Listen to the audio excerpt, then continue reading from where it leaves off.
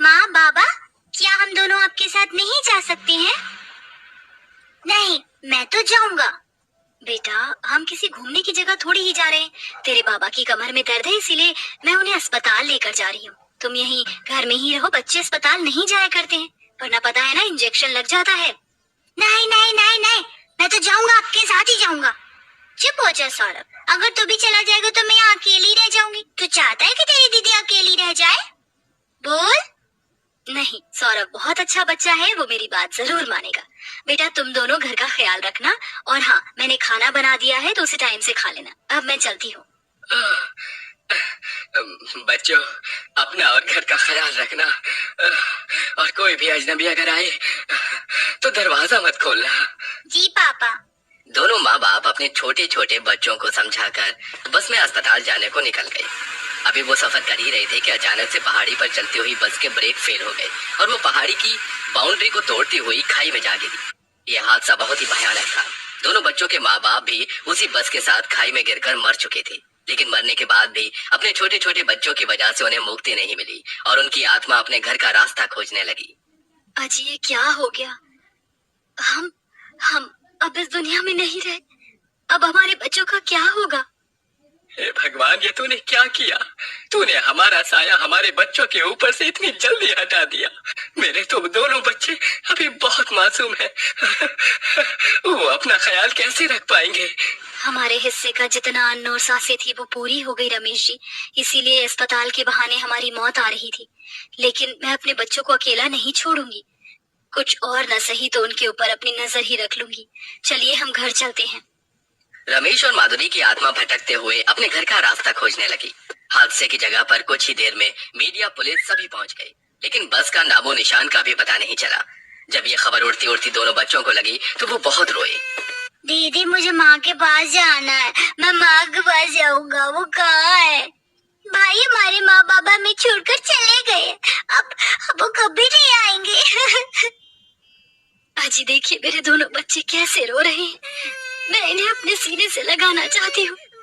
माधुरी की आत्मा का अपने बच्चों को देखकर बहुत ही बुरा हाल हो रहा था।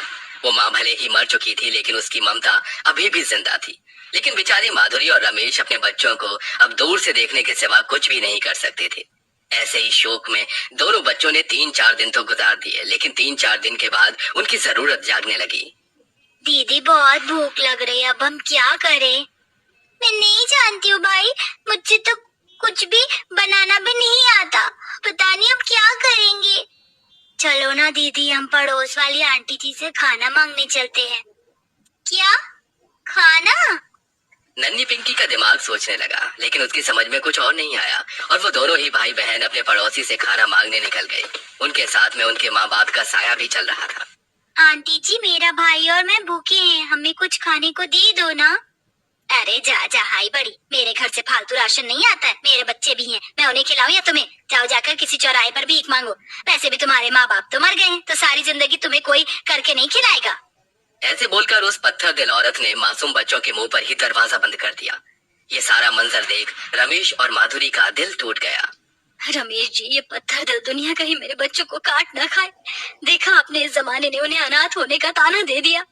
ये दुनिया ऐसी ही है, मैं अपने बच्चों को ऐसे भूख से तड़पता नहीं देख सकता हूँ। हे भगवान, कुछ कर। या तो तू हमारे बच्चों को भी हमारे ही पास भेज दे, या हमें इतनी शक्ति दे कि हम कुछ कर पाए। दोनों माँ बाप बहुत ज्यादा लाचार महसूस कर रहे थे। दोनों बच्चे भूख से बिलबिलाते हुए एक चौराहे पर आ गए और वहाँ पर भीख मांगने लगे। अंकल जी, कुछ खाने को दे दीजिए ना, मेरा भाई और मैं, हम दोनों भूखे हैं। अरे हर रास्ते से मैं क्या तुझे कोई चलता फिरता होटल लगता हूँ? दीदी, दीदी कुछ खाने को दे दो, बहुत भूख लगी है। ओह गॉड, ये गंदा सा बच्चा कौन है? दूर हटो मुझसे, गंदे लड़के। दीदी कुछ दे दो ना, बहुत भूख लगी है। एक दूंगी कान के नीचे, वापस मेरे पास नहीं आना। छोटा सा बच्चा है, ऐसे क्यों कर रही है? ये लो प्यारे बच्चे, तुम ये रख लो। वहीं खड़ी हुई एक लड़की ने सौरभ को 10 रुपए दे दिए। दोनों भाई बहन लालची नहीं थे। 10 रुपए मिलते ही वो उन्हें लेकर घर आ गए और 5-5 रुपए की चीज खरीद कर खा ली। दोनों माँ बाप अपने बच्चों की ऐसी हालत नहीं देख पा रहे थे। बच्चों के साथ वो भी घर में ही लौट आए। ऐसे ही कई दिनों तक चलता रहा और एक दिन। क्या हुआ? सौरभ तो बैठा हुआ क्या कर रहा है?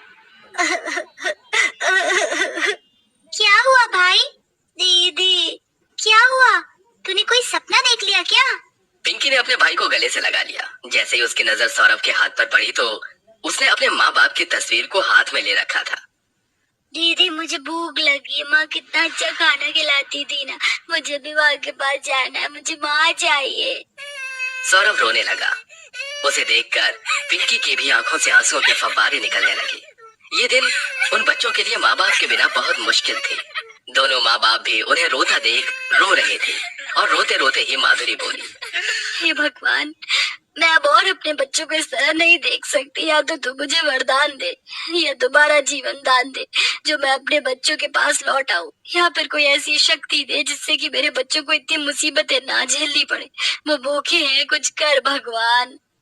माधुरी ने ममता से भरकर भगवान को पुकारा। उसकी पुकार भगवान जी ने आखिर सुन ली और अचानक से ही जो तस्वीर वो बच्चे देख रहे थे उसके अंदर से एक धुआं निकला जो पास में ही रखे एक चूल्हे पर जा लगा। ऐसा होते ही रसोई से अपने आप ही एक भगोना आकर चूल्हे पर रख गया और उसमें खाना पकने लगा। ये क्या हो रहा है? दीदी मुझे डर लग रहा है। घबराओ नहीं बच्चों, मैं हूँ जादुई चूल्हा। तुम्हारा जो मन करेगा मैं वो बना कर दूंगा। चलो बताओ तुम्हें क्या खाओगे? दोनों बच्चे छोटे ही थे, उन्हें ये सब कुछ ज्यादा अजीब नहीं लगा, बल्कि वो तो चूल्हे को देखकर काफी खुश हो गए। प्यारे चूल्हे, मुझे बहुत जोरों से भूख लगी। तुम अच्छी अच्छी चीजें बना दो ना, बहुत सारी, जो मैं और दीदी खा पाए। अभी लो। चूल्हे ने खुद से ही एक एक करके पकवान बनाने शुरू कर दिए और चूल्हे के पास पास पकवानों का ढेर लग गया। दोनों अनाथ बच्चों ने उस रात भर पेट स्वादिष्ट खाना खाया। उन्हें खुश देखकर दोनों माँ बाप का चेहरा भी खिल रहा था। जी देखिए ना, हमारे बच्चे कितने खुश हैं। इनका पेट भर जाने से कितना सुकून मिल रहा है ना। दोनों बच्चे खाना खाकर सो गए। अब उन्हें भूखे नहीं मरना पड़ रहा था। 2-4 दिन तक तो उन्होंने इसी तरह से गुजारा किया, लेकिन एक दिन सौरभ की चोट लग गई और पट्टी करवाने के लिए पिंकी के पास पैसे नहीं थे। भाई, अभी तो तू तेल वाली कत्तरी बनवा ले, मेरे पास पैसे नहीं है। दीदी, पैसा कैसे आता है? काम करने से, जैसे बाबा करते थे बिरयानी बेचने का काम। दीदी चलो ना, हम भी बाबा की तरह बिरयानी बेचेंगे। सौरभ ने ये नादानी में कहा, लेकिन तूने सही कहा सौरभ, हम बिरयानी बेच सकते हैं। हम जादुई चूल्हे से बिरयानी मांग कर चल उसे बेचने चलते हैं, फिर हमारे पास भी पैसे आ जाएंगे। हाँ दीदी चलो, मजा आएगा। सौरभ और पिंकी ने जादुई चूल्हे से बिरयानी मांगी। मुझे बहुत ही स्वादिष्ट बिरयानी दो। अभी देता हूँ। अचानक ही एक रोशनी चमकी और चूल्हे ने एक बर्तन भरकर बिरयानी बना दी, जिसको पिंकी और सौरभ अपने दरवाजे पर ही लेकर बैठ गए। बिरयानी ले लो, बिरयानी। पिंकी ऐसे ही आवाज लगाती रही। कुछ देर बाद उन बच्चों से 2 या 4 लोगों ने बिरयानी खरीदी। अरे वाह बच्चों, इतनी कम उम्र में तुम काम कर रहे हो। लाओ मुझे एक प्लेट बिरयानी दो। पटले नहीं, प्लेट अभी देती हूँ।